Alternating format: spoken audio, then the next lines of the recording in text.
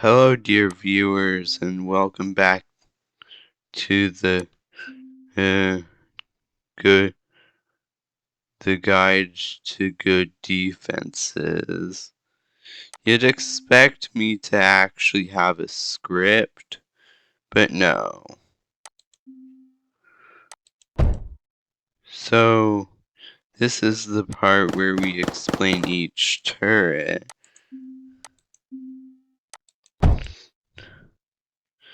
And their strengths and weaknesses. First, we've got the duo. Its strengths are that it's pretty small, tied with hail and arc for the smallest. Also Scorch.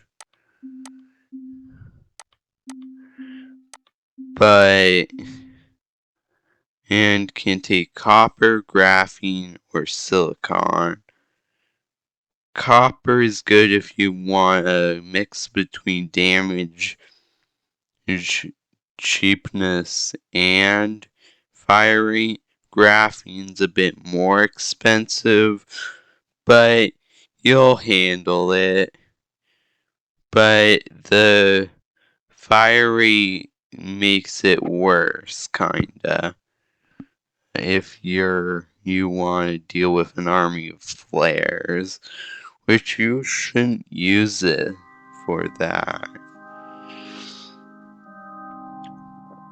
You should use it for more efficient damaging. Due to its 4x ammo multiplier meaning that it gets that many shots off with one piece of the material. Silicon isn't that good. You should sink it into better things and not waste it on a duo. On to the scatter.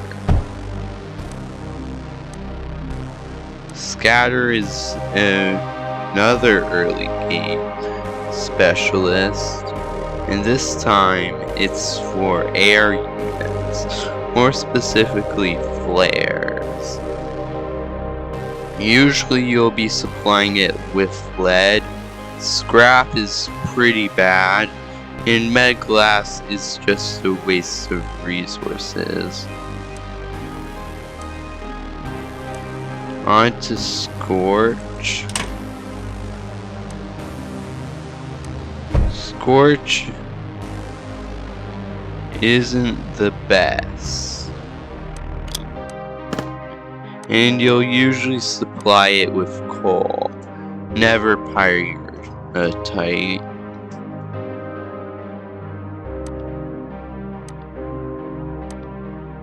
Never use it with pyrite. Same with liquids as well. It uses 6 per second, which at that point you should just sink it into a duo. It has around more than half the range of a duo, but it's nothing to brag about. The hail is pretty good at sniping stuff. Usually you'll supply it with graphene in order to not drain much resources, but you can also attach pyrite into this, which, mind you, is a way better investment than using it with Scorch. On to Arc. Arc zaps stuff. Usually it's best paired with a wave maximum damage, but it does deal less damage against buildings, so you should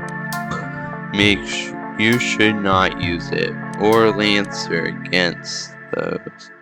Oh yeah, and speaking of Lancer,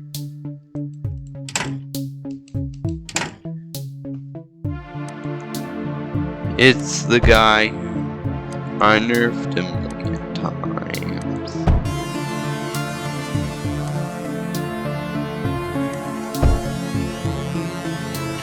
You'll usually use this to who deal big damage. It doesn't fire all that fast, but it synergizes really well with liquids. At this point of the game, you usually don't have cryo, and it does take 2 water extractors to maximize its fire rate. That's okay. Onto Parallax. Parallax is more of a support, using its tractor beam to pull enemies closer to it. Pretty good to stall with, but consider that the bigger the target is, well, the harder it is to pull. Plus it doesn't do deep damage, pretty much.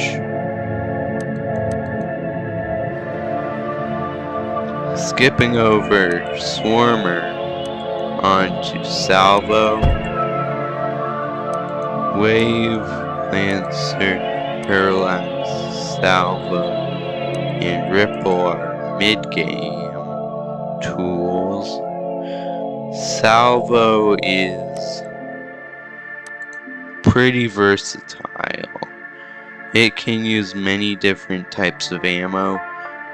In this stage of the game, you will probably not use thorium, because by the time you use thorium, there's already better sinks into it, like fuse.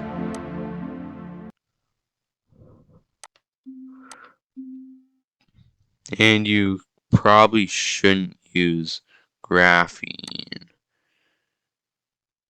And by the way, you don't have to follow any of my recommendations or such. It's just subjective.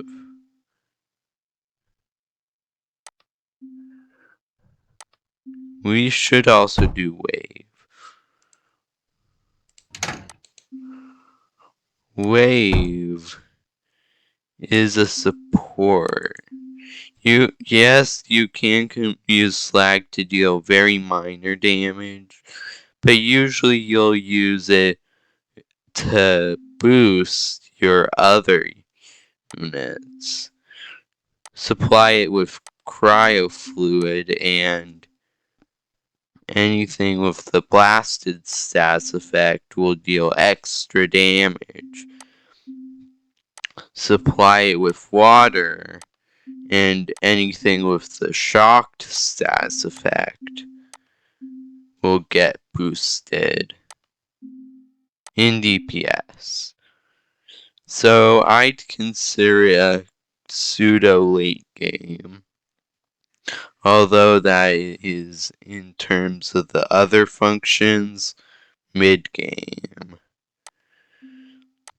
Oh yeah, and speaking of mid game, Ripple. Ripple is pretty versatile. Graphene for cheapness, silicon to focus damage on buildings, plastinium for overwhelming segments, blast compound, and pyrite aren't really that good in my opinion, but it's up to you to use them. Now on to fuse.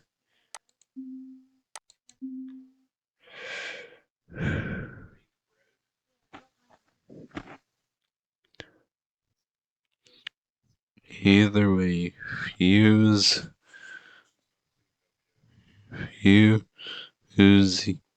uses either titanium for increased firing or thorium for pierce.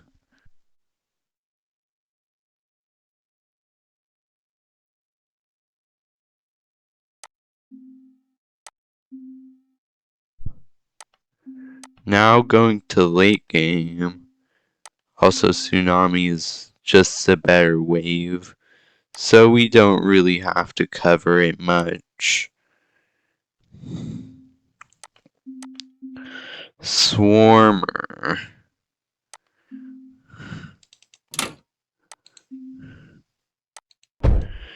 It is one of the most powerful. No, it is the most powerful turret for its weight class, which isn't all that bad either. You just have to maintain it a lot. 2 surge a second is a bit crippling, but still. In the late game, that's not going to hurt you. Oh yeah, and speaking of a thing that can use surge alloy and uses plastinium, cyclone.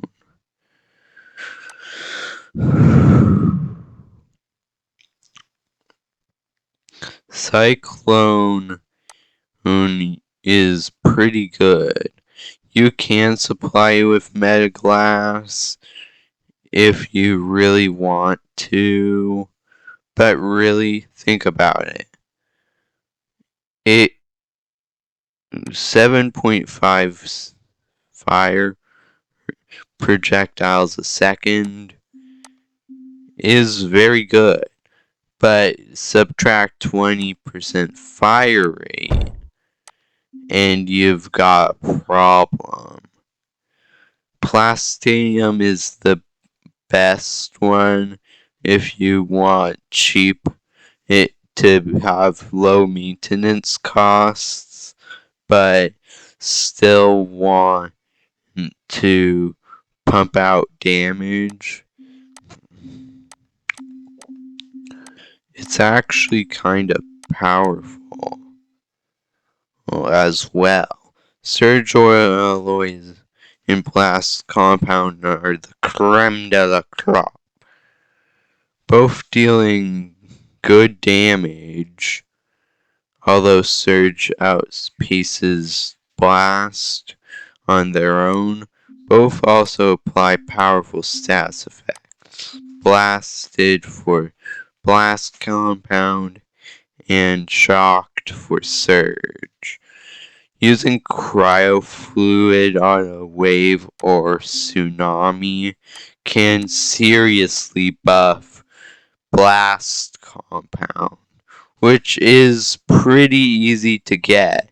It's just pyrotite plus a spore. You don't really need to do much in order to get it. Just technically it's for resources, but you can get the 4th out of thin air. So that's okay. On to the biggest ones.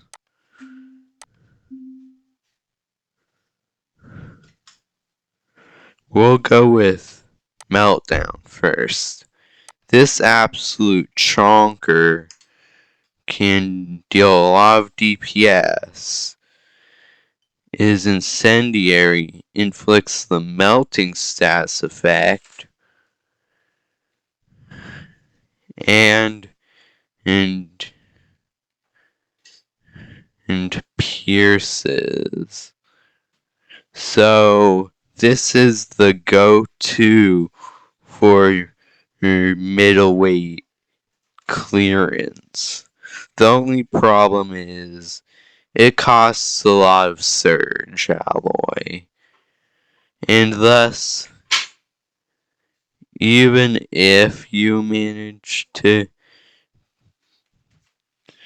uh, uh, get this down, the game has already transitioned from like the likes of Zeniths to more chunky units like Quad, and it performs much worse there. But you know what else? What performs better in the face of higher damage in that situation? Spectre. I love to use graphene in there.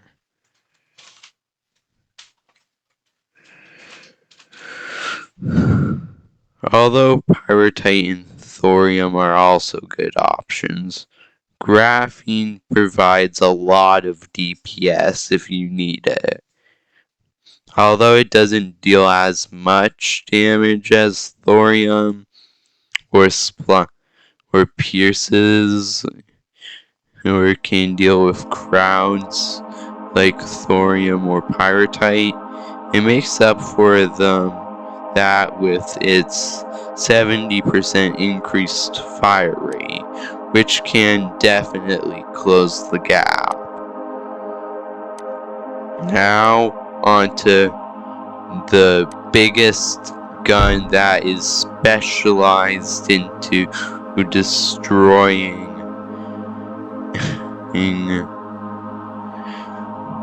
it's specialized in destroying big stuff. It uses 5 surge alloy per shot, which is pretty scary for your economy. But consider that it has a slow fire rate.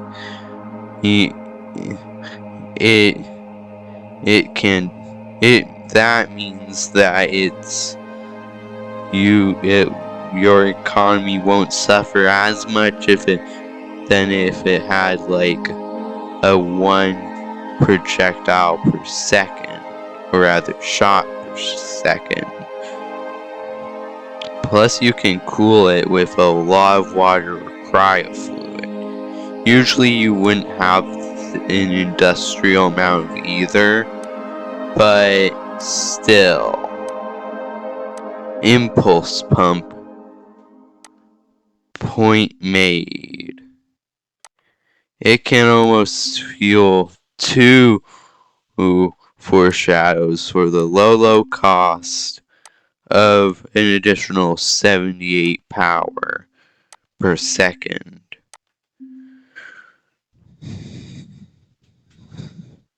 Which is nothing in comparison to the 2 foreshadows staggering 1,200 power units per second. Now, I'd like to cover one small thing. Where you should put them. Usually at choke points. So let's say that these scrap walls are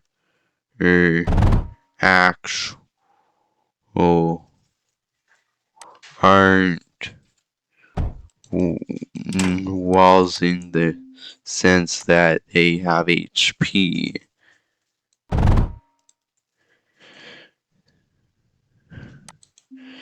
This is where you'd set up your defenses.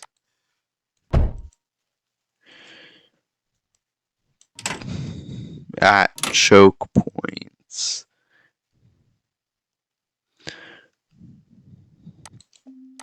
But let's say you don't have a choke point.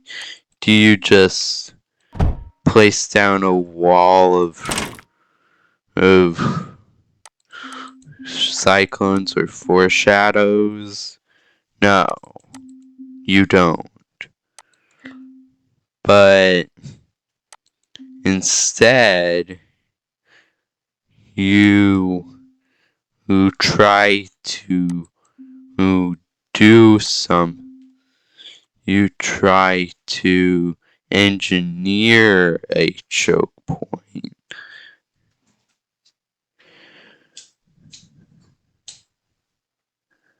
instead of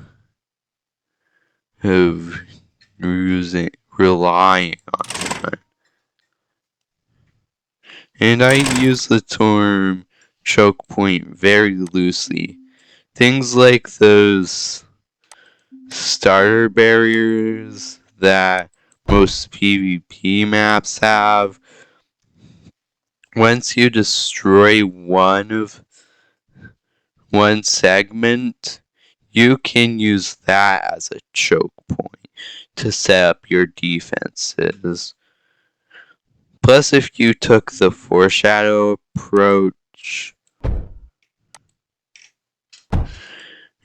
of doing this, you already have a defense at your disposal. And by the way, foreshadows have a lot of range. Pretty important. Like, I need to use minor tools, improved sight thingy, in order to see the true extent of it.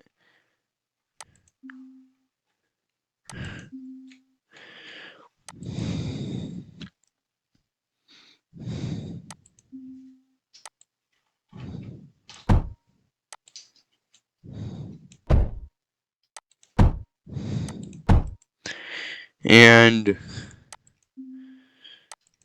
if you use everything else in your toolkit, like force projectors,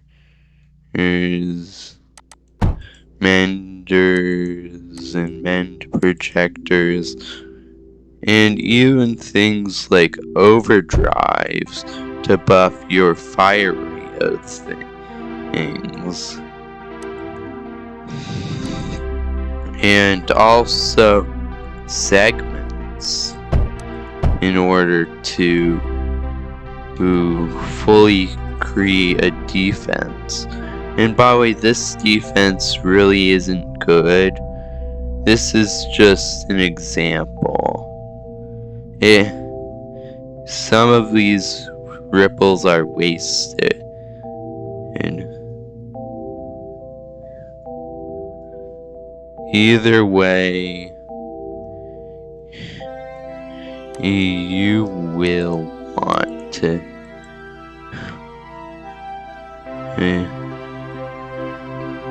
do this sort of.